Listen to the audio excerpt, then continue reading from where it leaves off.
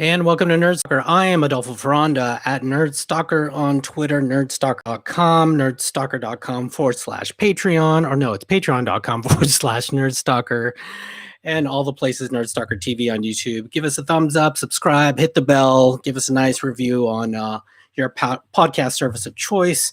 I am here this week without Greg, unfortunately. We just could not get a time and day and time together. I'm sure he will join me for the usual next week's show. But here you have it. Huge news, right? The Pentagon has a lot more classified UFO videos, says the ex-head of ATIP, right? A secret government program. So, number one, how is this? I'm sure some of you have seen the news lately that they have a extraterrestrial craft of some sort. And what's blowing me away is the Pentagon confirmed this, and this isn't being run 24/7, and no one seems to be talking about it. Obviously, COVID is the hot topic, right? But this is pretty insane. So on the back of all the, Tic Tac video footage, how is this not cataclysmic news? I don't know. It's blows me away. So a quote here from Exopolitics, Exo editor.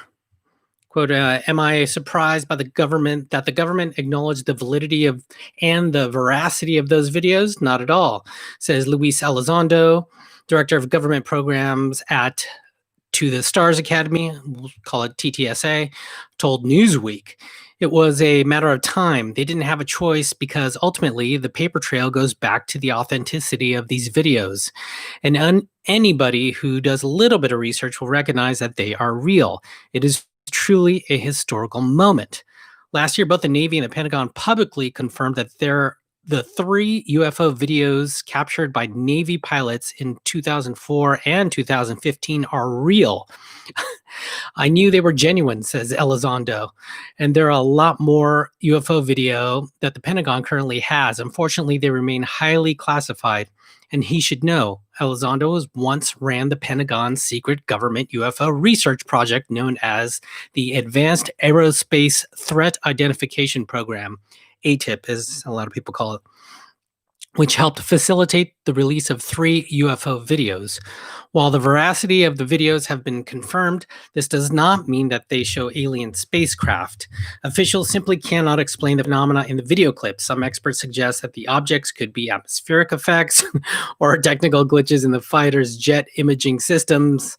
Elizondo welcomes this kind of skepticism, but says, quote, I would just encourage those who jump to conclusions prematurely to take in all the data that's available, because it's not just eyewitness testimony.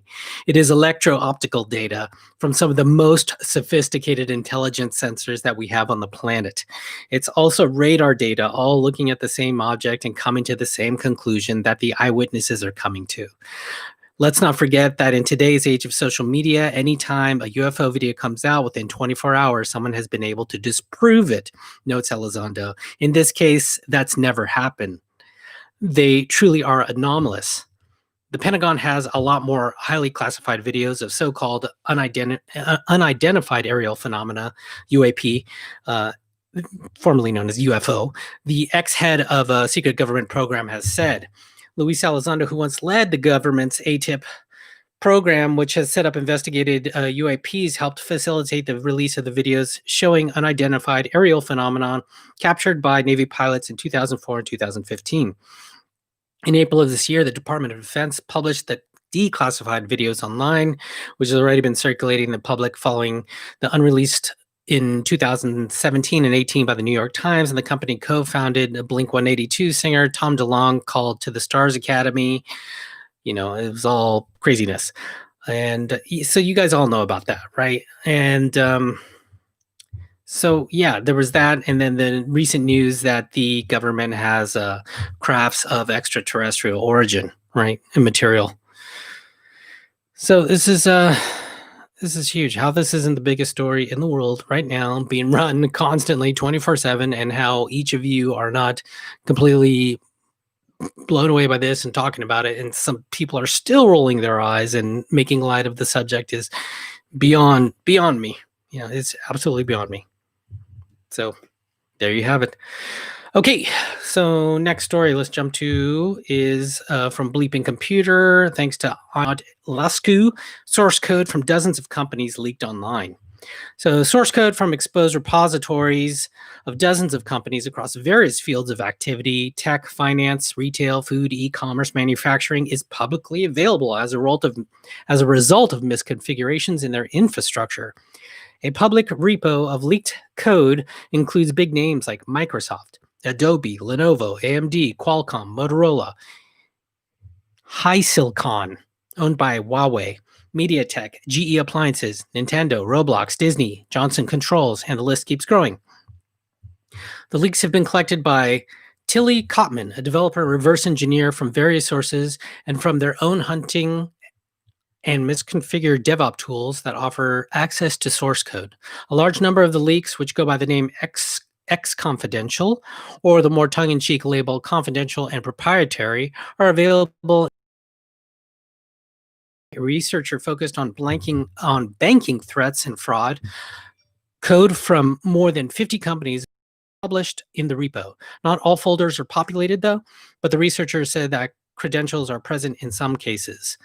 Kottman's server shows code from fintech companies, Fiserv, Busky Payments, Mercury Trade Finance Solutions, and banks Banca Nacional de Lavoro, developers of identity and access management, Pyrien, Access One, and games.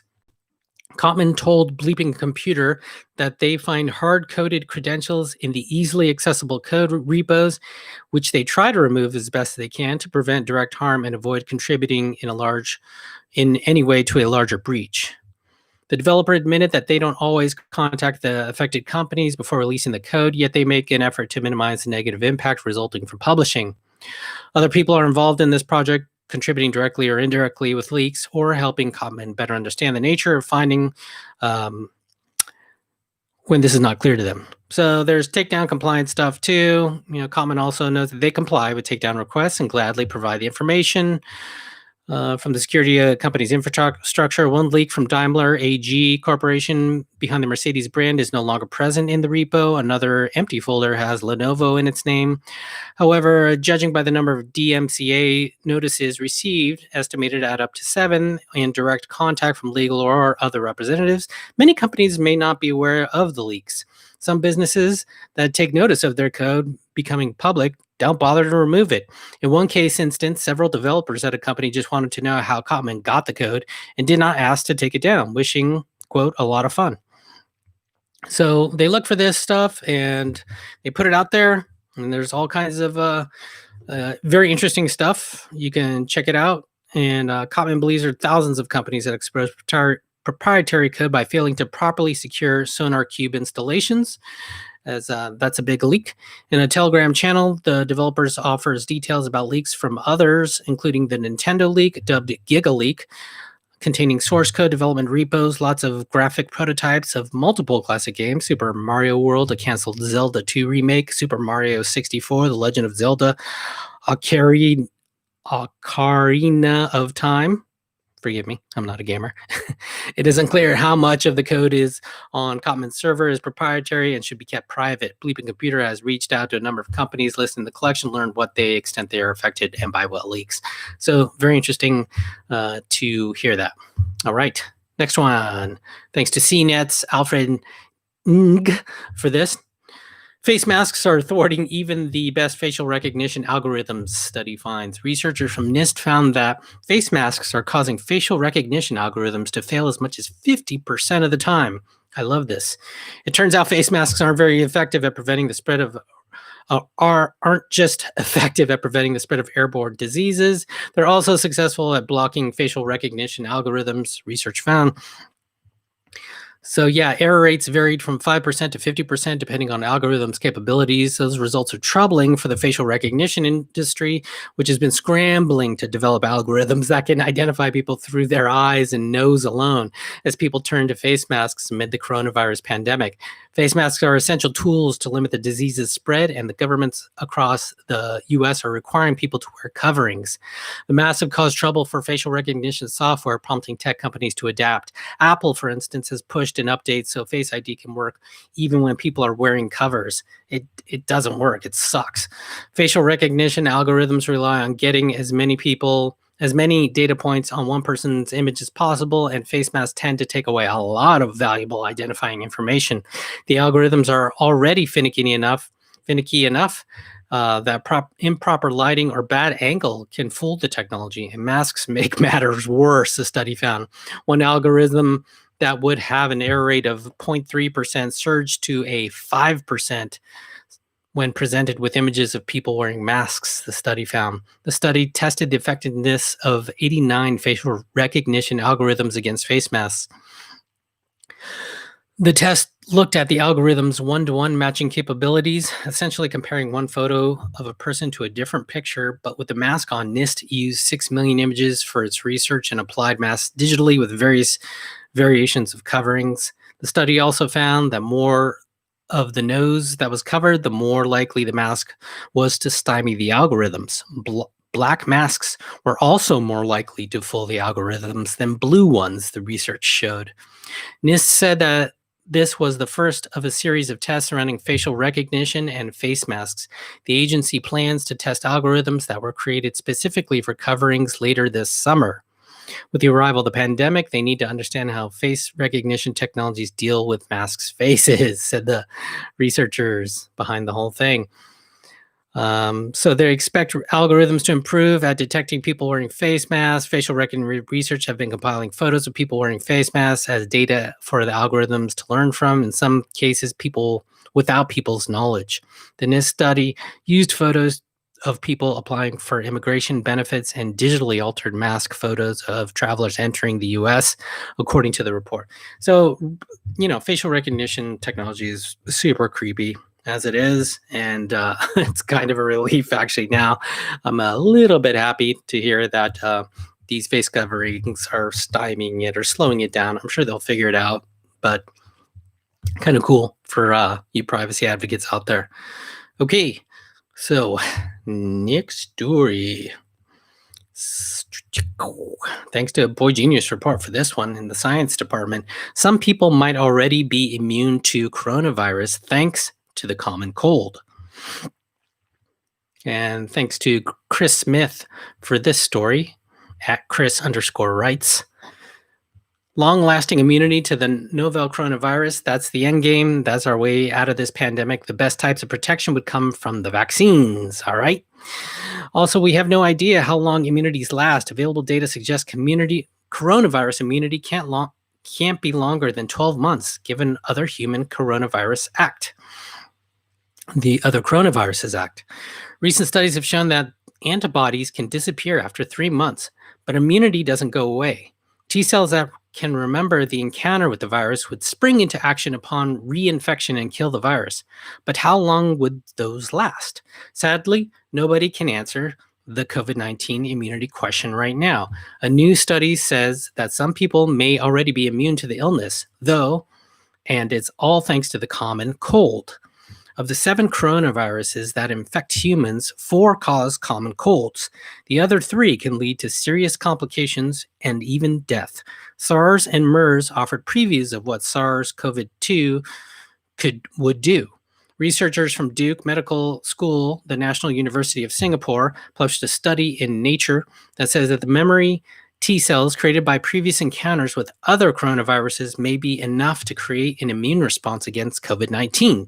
The team tested COVID-19 survivors for T cells and discovered these types of white blood cells in all of them. Furthermore, the team found that patients who recovered from SARS 17 years ago still had SARS-specific T cells. Oh, that was 17 years ago. Still had SARS-specific T cells, which could provide immunity against the novel coronavirus. More interestingly, the researchers have also tested people who have not been exposed to SARS-CoV-2 in any way, finding they had T cells that could fight the virus.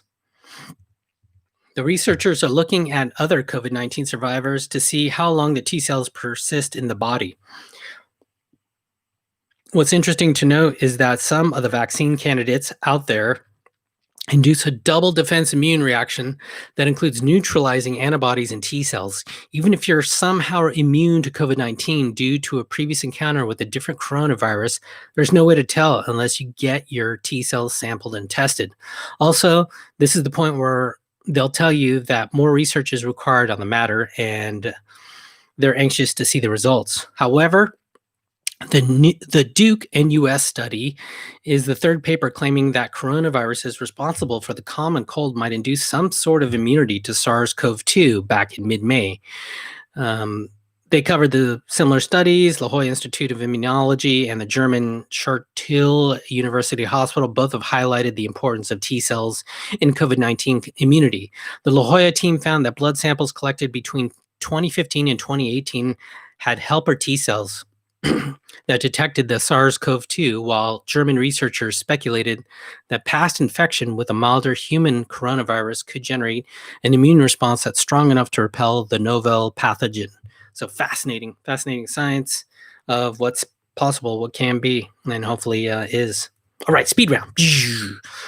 All right, so Airbus. Craziness here. Airbus, and thanks to Business Insider for this one, Thomas Pellini, Airbus self-flying plane just completed successful taxi, takeoff, and landing tests, opening the door for fully autonomous flight. So good luck with that, pilots, in your jobs. All right, so the common belief was that they couldn't do that, right? So the European manufacturer just completed flight testing for its autonomous taxi takeoff landing project in June after its flagship aircraft successfully navigated each phase of flight in its own as pilots simply watched.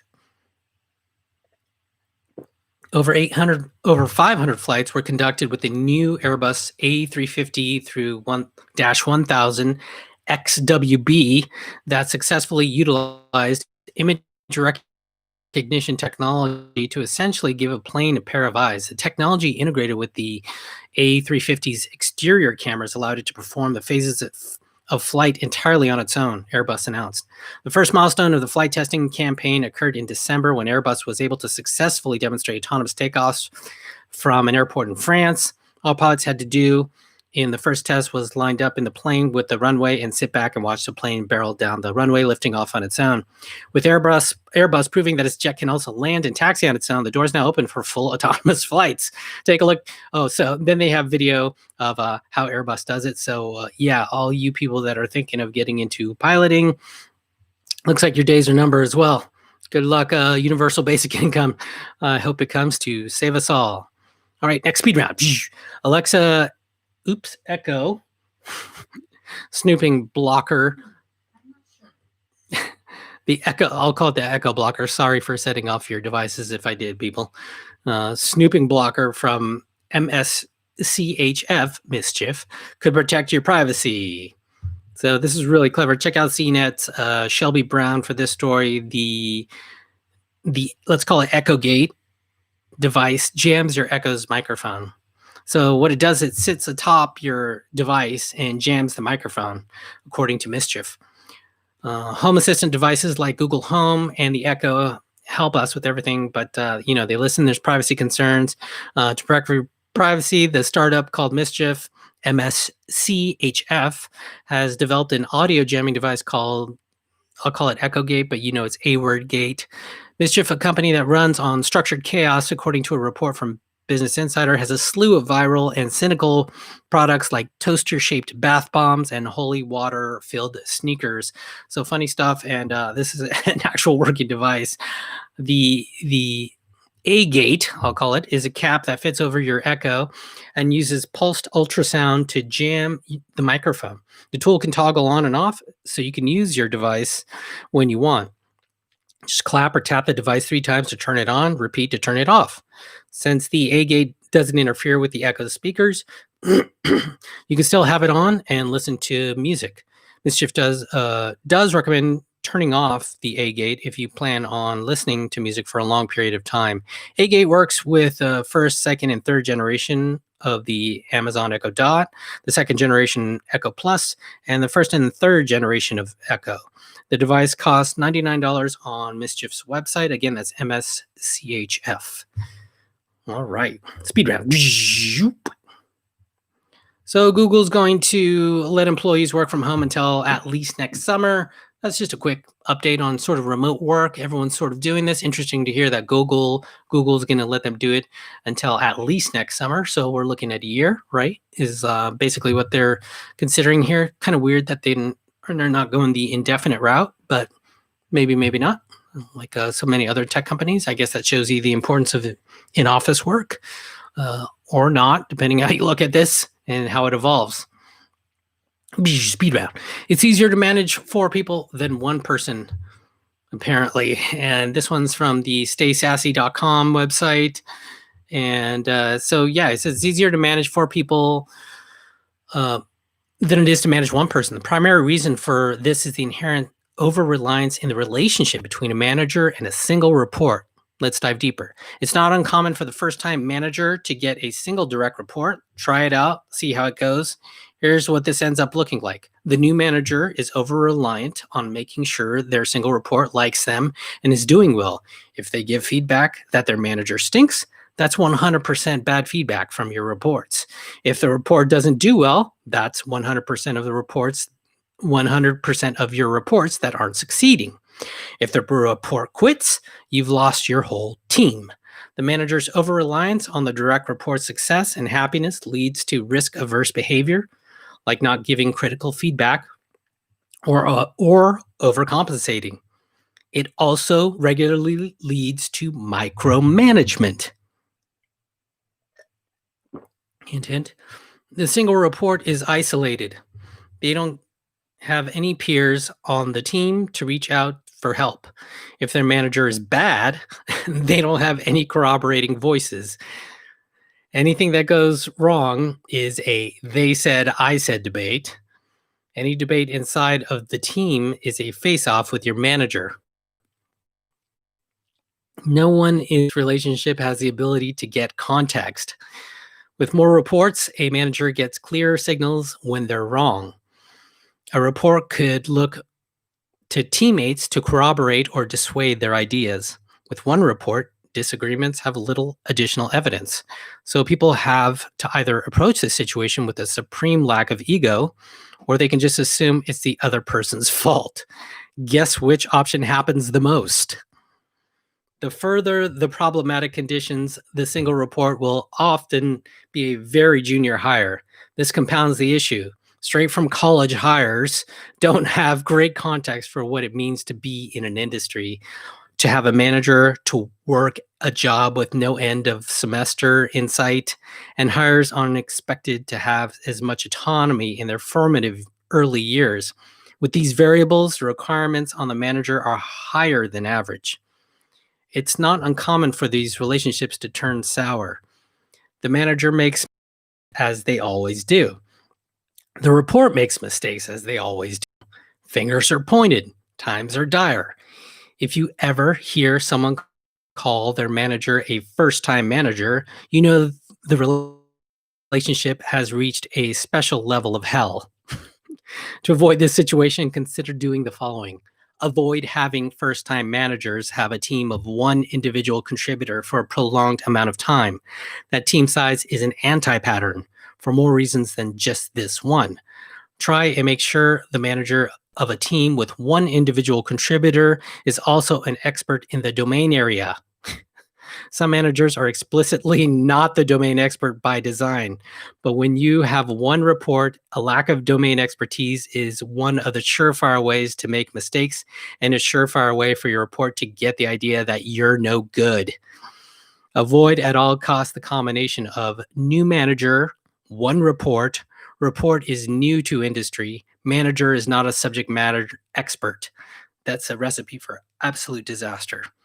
Note, managers should be very invested in their report's success, but when the manager is over-invested, it leads to all sorts of unsavory things, some of which are called out in the previous stuff that I mentioned. Another example is when a report is doing well enough, but because the manager is over-reliant on their performance, they try to push the report beyond what they can or want to do. Amen. So a wonderful story from Stay Sassy, staysassy.com. It's called Why It's Easier to Manage 4 People Than It Is to Manage 1 Person. And it's 100% accurate. And I implore you to read this. My article of the year probably is what I'm calling this. It's fantastic. Tip time. All right, tip time. So this one is from Lifehacker. It's simple. Just clean your dirty microwave with a lemon. We've been on quite the home improvement kick here in this during this time, and stupid videos. I hate them when they go off. Right?